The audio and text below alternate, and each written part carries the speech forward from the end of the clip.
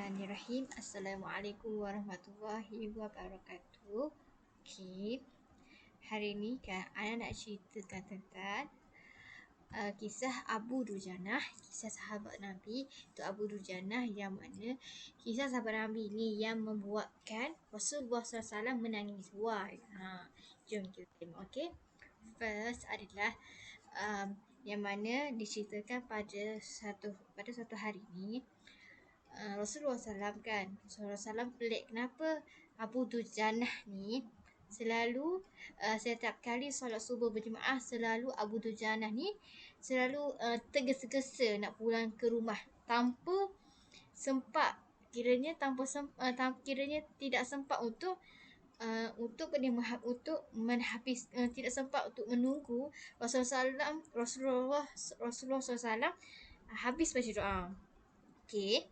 Then Rasulullah pun baginda pun cuba untuk cari penyebab kenapa Abu Dujanah selalu setiap kali selepas solat subuh mesti Abu Dujanah dan isteri mesti akan selalu pulang ke rumah dengan gesa-gesa kan.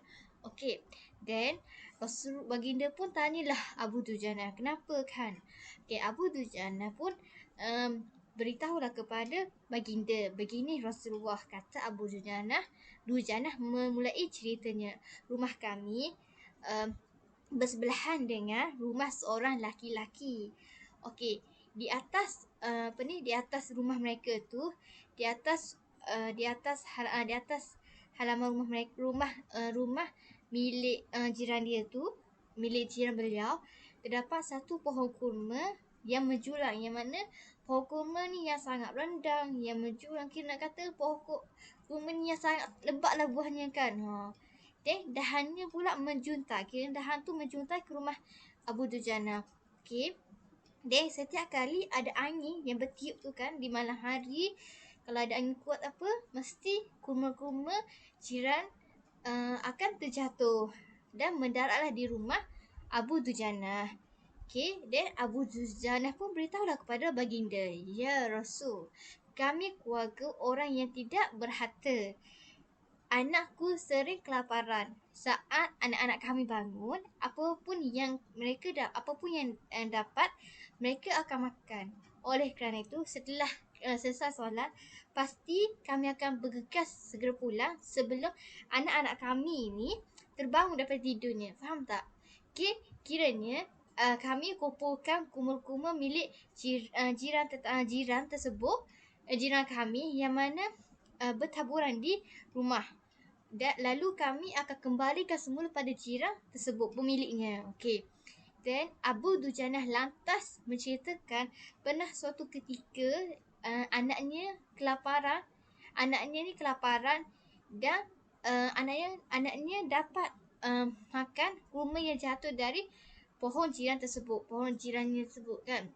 Dan Abu Dujanah ni berusaha untuk keluarkan isi kurma yang ada dalam mulut anaknya. Dan Abu Dujanah beritahu kepada anaknya, nak, janganlah kamu permalukan ayahmu di akhirat kelak. Why? Anakku menangis. Okey, kedua pasang kelopak mata anaknya mengalirkan air mata kerana sangat kelaparan.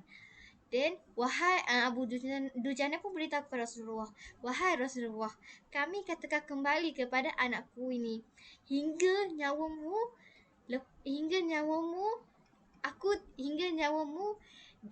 lepas pun aku tidak akan rela meninggalkan harta haram dalam perutmu. Seluruh isi perut yang haram itu akan aku keluarkan dan aku akan kembalikan bersama kurma-kurma yang lain kepada pemiliknya yang berhak. Mendengar cerita itu, baginda Rasulullah SAW sangatlah berkacamata. Air mata Rasulullah sangatlah mengalir begitu sangat deras. Baginda Rasulullah SAW juga untuk mencari tahu siapa pemilik pohon kurma itu kan, yang dimasukkan oleh Abu Dujanah.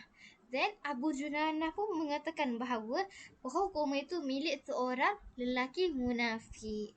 Rasulullah SAW pun lantas datang berjumpa dengan pemilik pohon kurma tersebut yang diceritakan oleh Abu Junaid tersebut. Okey, Rasulullah SAW pun bertanya kepada pemilik tersebut, lelaki munafik tersebut. Bertanya, adakah engkau boleh menjual pohon kurma tersebut? Aku akan membelinya dengan pohon yang bernilai 10 kali ganda. Pohon itu terbuat dari batu zambuk berwarna biru, disirami emas merah, tangkainya pula dari mutiara putih.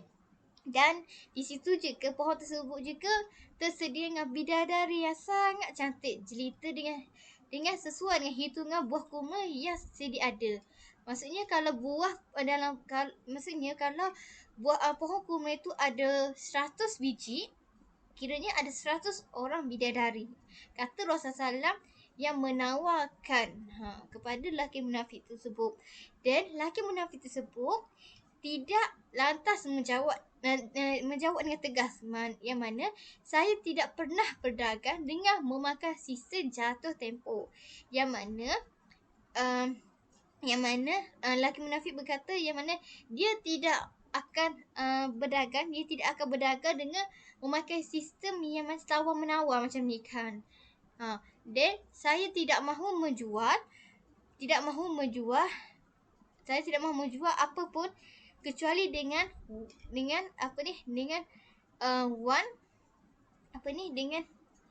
kiranya dia tidak ingin, dia nak duit juga, faham tak maksudnya? Dia tidak akan menjual apapun kecuali kalau waktu tu dijual tu kiranya dia terus dapat duit. Macam tu lah, dia terus dapat duit kan, dapat wang lah kan. Okay. Tiba-tiba Saidina Abu Bakar Siddiq datang. Lantas dengan berkata, ya sudah, aku beli dengan 10 kali ganda dari tubuhan kurma milikmu yang jenisnya tidak ada di bandar ini, lebih bagus jenisnya. Dan lelaki munafik itu pun gembira sangat kerana gembira dan bersorak sehingga dia berkata, ya sudah, aku jual. Saidina Abu Bakar pun berkata, bagus, aku beli. Setelah mereka sepakat untuk jual dan beli, dan Abu Bakar langsung menyerahkan pohon kurma itu kepada Abu Dujanah. Rasulullah SAW kemudian bersabda, hai Abu Bakar, aku yang menanggung gantinya untukmu. Mendengar sabda Nabi itu, Abu Bakar sangat bergembira. Dan begitu juga dengan Abu Dujanah. Sedangkan lelaki munafik itu berjalan pergi ke isterinya, lalu menceritakan kejadian yang berlaku. Dan lelaki munafik berkata, aku ni telah mendapat untung banyak hari ini. Aku dapat 10 pohon kurma yang lebih bagus. Padahal kurma yang aku jual tu masih tetap berada di pekarangan rumahku kan. Aku tetap akan memakannya lebih dahulu, dan buah-buahnya juga aku tidak akan berikan kepada jiran kita tu sedikit pun. Malam itu lelaki munafik itu pun bangun.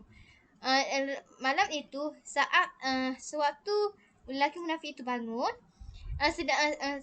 malam tu saat lelaki munafik itu sedang tidur dan bangun di pagi hari esoknya, tiba-tiba pohon kurma yang dimiliki olehnya di rumahnya tu berpindah posisi, yang mana berpindah ke tempat yang mana berdiri di atas tanah milik